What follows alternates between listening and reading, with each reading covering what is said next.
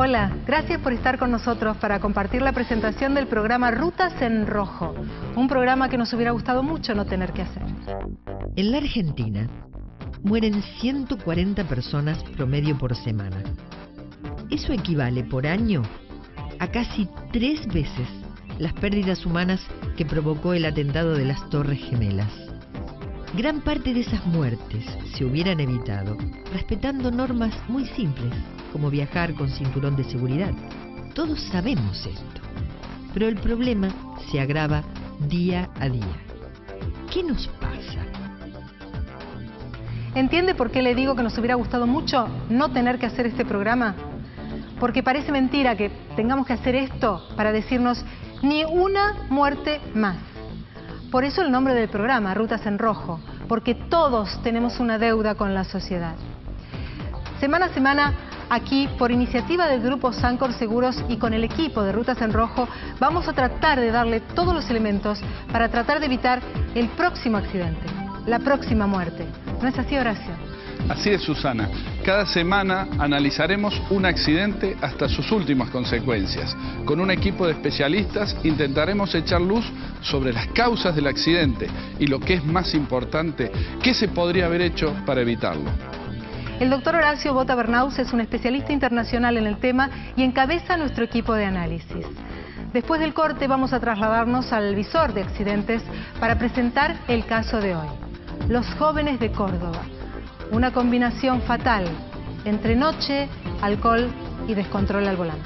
Ya volvemos.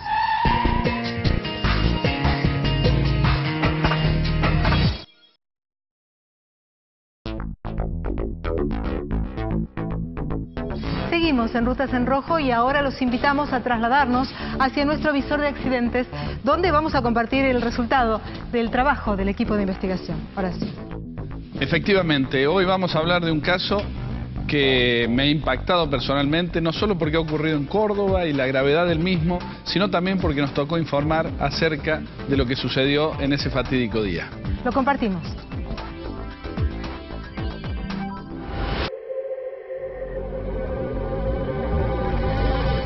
Córdoba es la provincia mediterránea de la República Argentina, donde se encuentra la ciudad de Carlos Paz, que cada noche, durante los 3 meses del verano, hierve con miles de jóvenes que protagonizan una vida nocturna donde abunda el alcohol. Esta historia empieza en ese lugar, cerca del dique San Roque, en el estacionamiento de uno de los principales centros nocturnos, donde el doctor Esteban Gorriti nos cuenta cómo su hija Manuela vino a buscar diversión y jamás volvió a su casa. Estamos en la playa de estacionamiento del boliche La Estación en comuna de San Roque, donde se originó la tragedia del 3 de marzo de este año, de 2007, en el que 7 jóvenes a bordo de un Forca se dirigían a Córdoba, entre ellos mi hija Manuela Gorriti, mi nombre es Esteban Gorriti. La combinación de una elevada velocidad y el consumo de alcohol parecen haber sido el origen de esta tragedia. En el Forca iban 7 jóvenes que habían salido de un boliche próximo al paredón del dique San Roque. Por causas que aún se desconocen, chocó de atrás al Volkswagen Pol conducido por Raúl Ramírez. Me enganchan de atrás. Yo venía por mi mano, venía. ¿Y lo vio pasar el otro auto? Luego pasa por arriba mío. Me tiran acá a mí, reboto en la pared aquella del... No me doy vuelta, que si me doy vuelta me mato. Y ellos se dieron vuelta, digamos. El accidente ocurrió en el mismo lugar donde hace una semana volcó un Peugeot 206, cuya conductora se salvó de milagro. Los controles policiales no pudieron evitar la tragedia. Cuando nos constituimos en el lugar del accidente, nos encontramos con la novedad de que el Ford Ka trasladaba 7 personas. 3 de ellas, 2 de sexo femenino y un masculino, estaban muertos en el lugar. Había 4 personas heridas.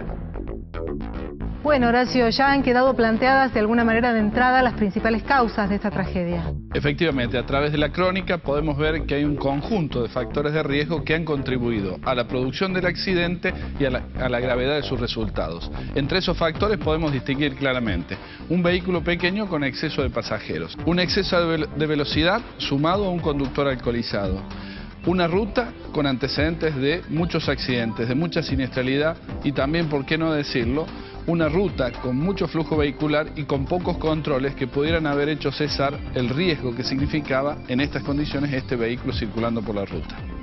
¿Pero qué hizo que estos chicos se expusieran de esta manera casi suicida? Veamos más información. Acá vienen cada viernes alrededor de 4.000 chicos. En este lugar no hay transporte público de pasajeros, de manera que los chicos que vienen tienen que volverse irremediablemente en el auto de algún amigo. Eso explica por qué tantos autos salían sobrecargados de jóvenes, porque cuando estamos a 40 kilómetros de la ciudad de Córdoba, todos son de allá, cuando llega el momento de volverse a las 8 o 9 de la mañana, les entra a los chicos la desesperación por volverse y empiezan a pedir al amigo o al conocido que los lleve de vuelta. A la salida, la gente que rodeaba, que había estado en la previa con él y en el boliche, le dice, no podés manejar en ese estado, incluso los mismos chicos que iban con él. Él no les da el auto porque dice que se lo había comprado la madre, entonces insiste en su deseo de manejar. A todo esto él había ido con 3 personas más. Las otras personas se les suben al auto porque él se ofrece a llevarlas. Ahí tenemos por qué el número de 7.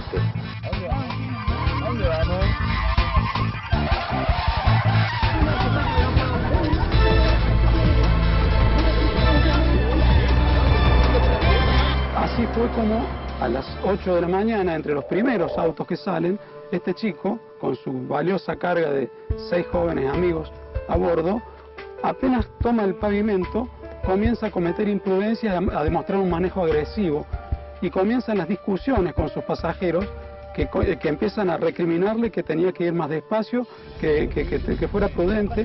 En la zona de camino sinuoso, antes de la autopista, comienza a pasar vehículos en la zona de curvas.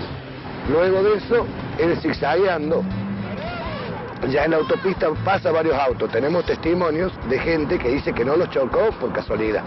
Ya ahí el temor, según refieren los testigos que han sobrevivido, se había convertido en pánico. En uno de esos zigzagueos el auto se va hacia la izquierda y cuando retoma la autopista le pega al polo de atrás. Y cuando toma la autopista le imprime al Ford Ka la máxima velocidad, algo así como 160 kilómetros, hasta que termina encontrando lo que buscaban.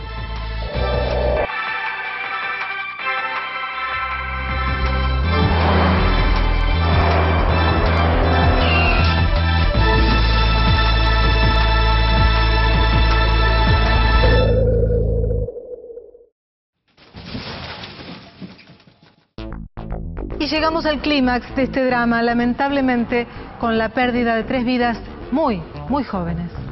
A esta altura del informe y de los testimonios nos estamos dando cuenta, como en todo accidente, que están dadas las condiciones para que se produzca la tragedia y para que esa tragedia tenga tan graves consecuencias. Sobre todo después de escuchar el testimonio del fiscal. ¿Lo compartimos? 100 metros más o menos de distancia había huellas del impacto. Esto es partes del auto, personas, restos de bebidas alcohólicas. Eso nos da el primer parámetro de que el auto venía a más de 150 kilómetros. Cuando vemos el contenido del auto, nos damos cuenta que hay gran cantidad de alcohol adentro del auto. Eso después se corrobora con los dosajes que se le hacen a las personas fallecidas, que dan alto porcentaje de alcohol. Finalmente, la investigación judicial demostró que era totalmente falsa la versión periodística inicial de fuente policial, que decía que todos los chicos venían alcoholizados tomando como una especie de fiesta compartida a bordo del vehículo. Los testimonios de los sobrevivientes demuestran, y las autopsias, que no había alcoholización en las víctimas, y los testimonios de los sobrevivientes dicen que hubo una fuerte discusión entre los chicos que iban transportados con el conductor, y dicen los testimonios que aquella que más discutió con él era mi hija Manuela, que desde el asiento de atrás le decía: afloja, Matías, nos vas a matar a todos, pará, Matías, nos vas a matar a todos. Finalmente mató a 3 de sus amigos. Se comprueba que el conductor, este chico Castro, había tomado entre las 2:30 de la mañana y las 4:30 7 litros de alcohol. A las 6:30 salió en ese estado manejo. Pero lo más grave de esto es que cuando él llegó a ese lugar, a ese boliche que está en la estación San Roque, cercano a Villa Carlos Paz, venía de la ciudad de Córdoba, y le dice a una amiga de él: estacionamos el auto porque no sé manejar. Más allá de las contradicciones entre el fiscal de la causa y el papá de Manuela sobre el dosaje de alcohol, está claro que ya se va perfilando un factor que unifica todo, un gran desencadenante de la tragedia, una especie de ejecutor que une los hilos y desencadena el accidente.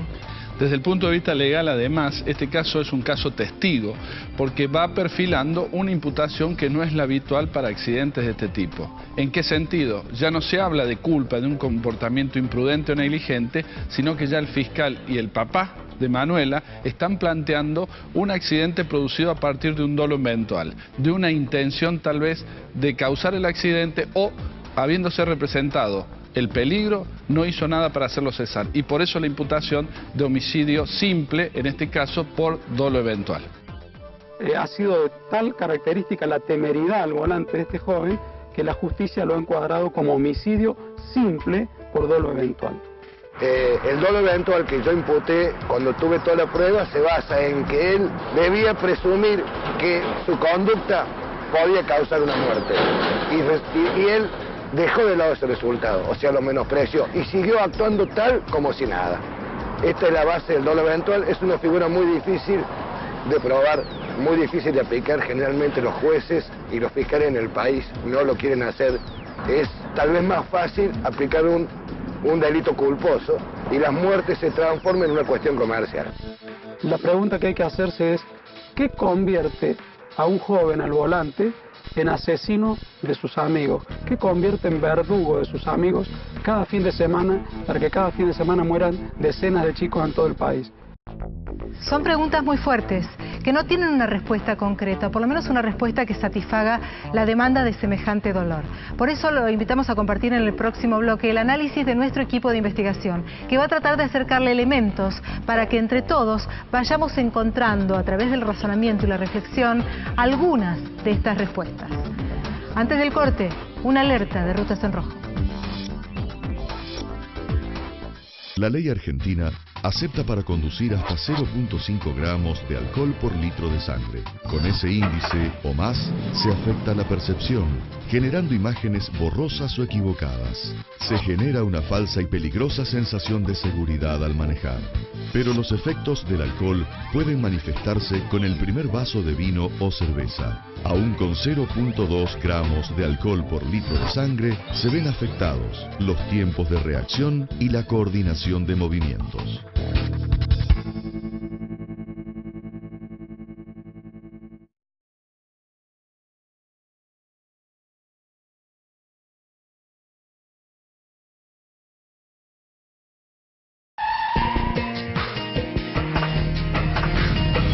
Y seguimos desde aquí en Rutas en Rojo, desde este lugar donde cada detalle nos recuerda que es necesario hacer algo para cambiar nuestras conductas.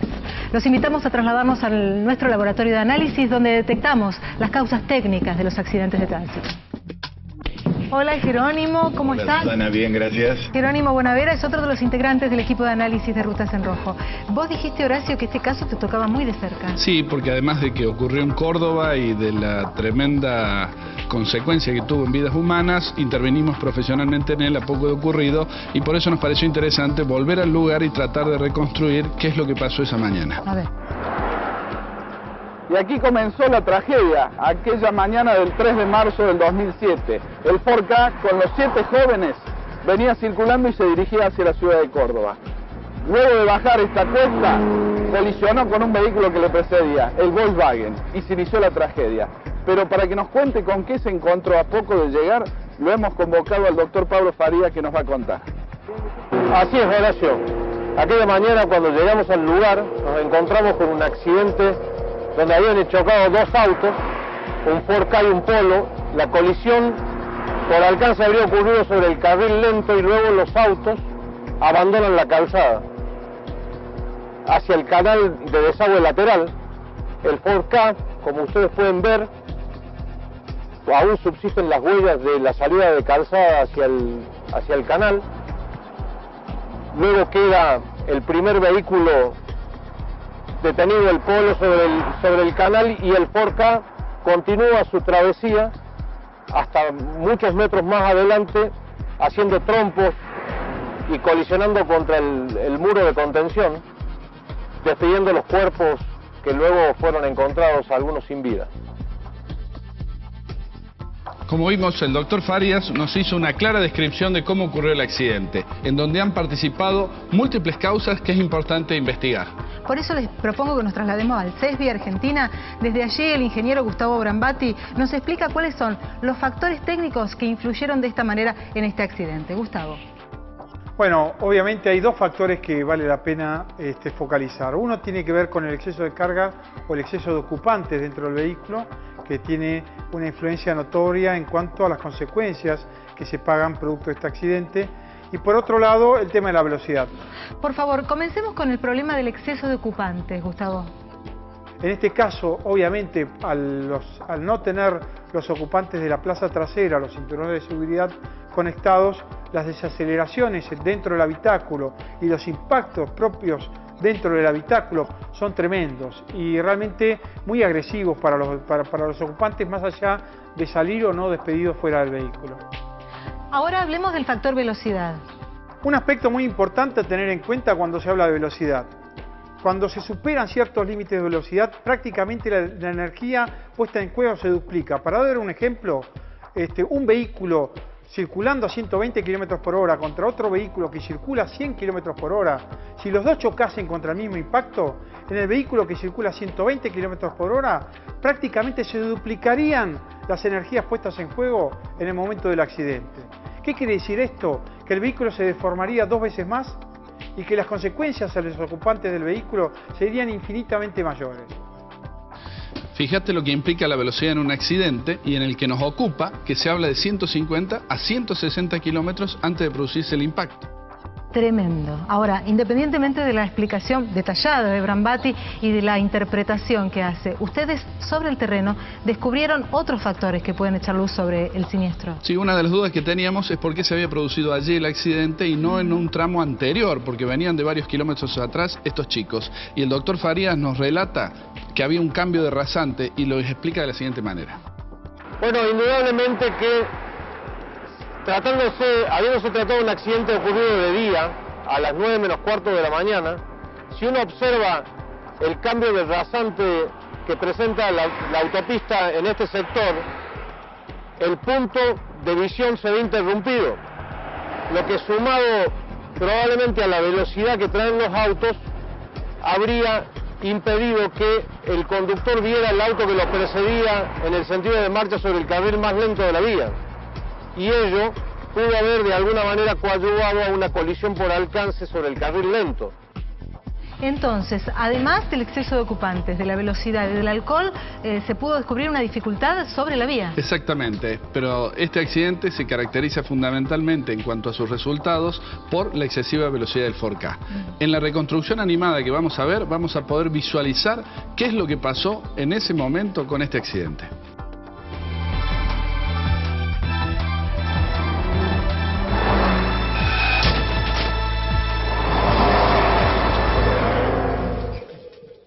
Casi imposible de anticipar, Horacio. Indudablemente, lo que vemos en esta reconstrucción es la policausalidad que termina generando el accidente y las consecuencias graves. Y todo debemos preverlo. Indudablemente, justamente prevenir es anticiparse, es leer las circunstancias que nos están planteando la posibilidad de que haya un accidente. Alguien en el informe mencionó el tema del control de rutas. En este caso no hubo control de rutas. Aparentemente lo que surge de los relatos nos indica que el control preventivo que tiene que haber justamente para evitar la tragedia no llegó a controlar este vehículo y con eso no se pudo prever. Pero esto también surge del relato del papá y de un personal policial.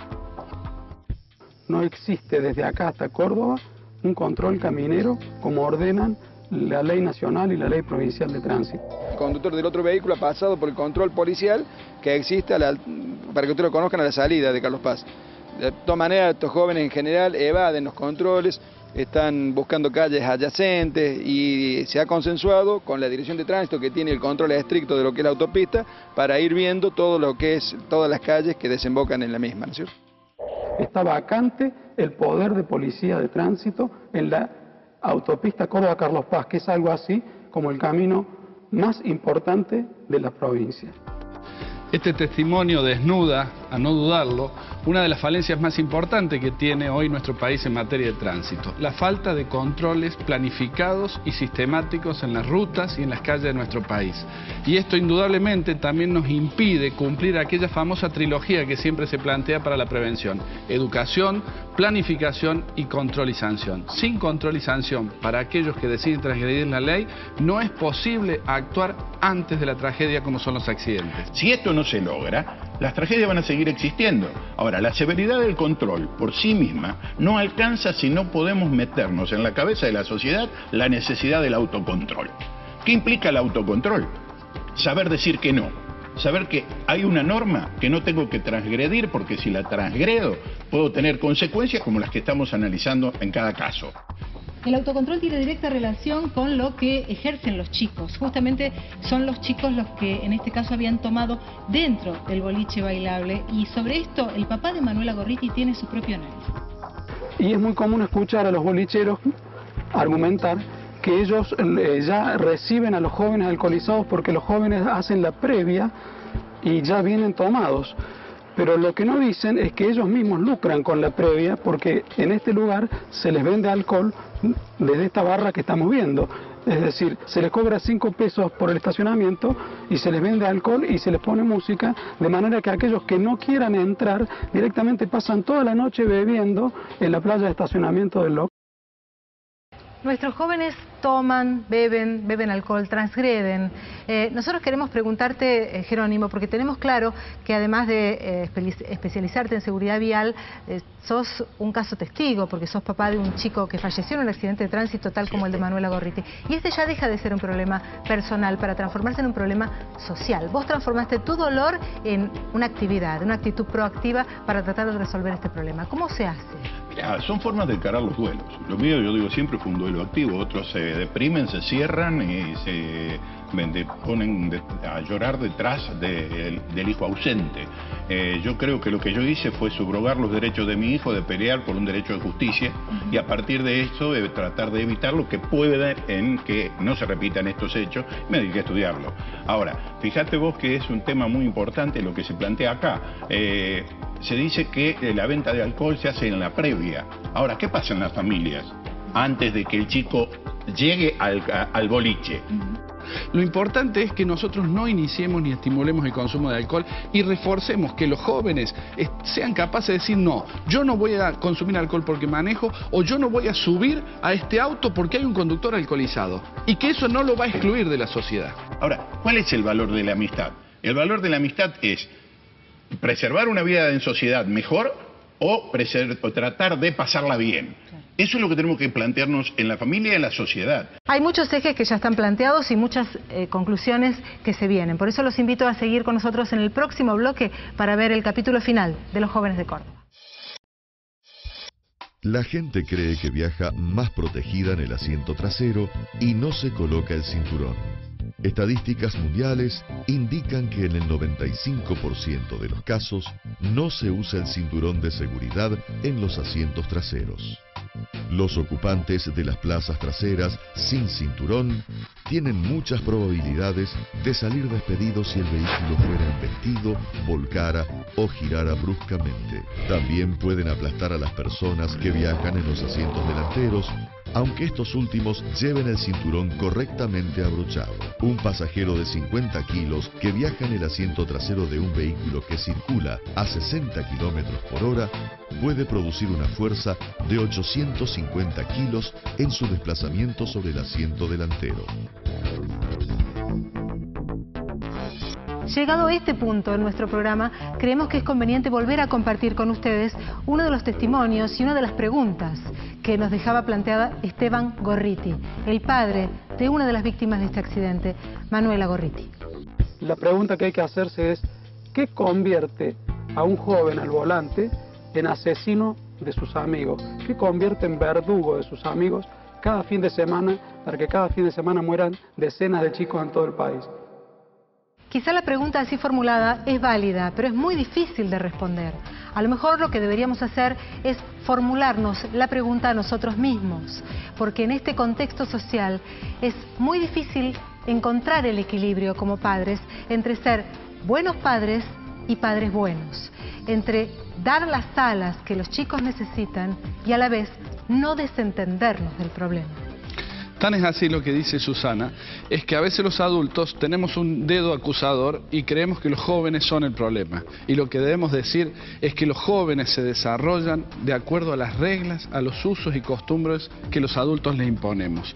De tal suerte que si hay un joven que consume alcohol, comete infracciones de tránsito, se posiciona en situaciones de riesgo, es porque los adultos le hemos dado un mensaje o que se interpretó mal o que no coincide con la realidad que les toca vivir. Y llegamos a este punto de la historia donde podemos revisar, pero no cambiar lo que hicimos mal.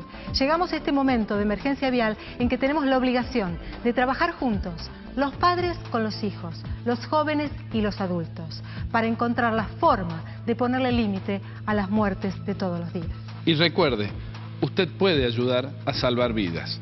Por empezar, la suya. Porque más allá de las estadísticas, un solo muerto más es demasiado.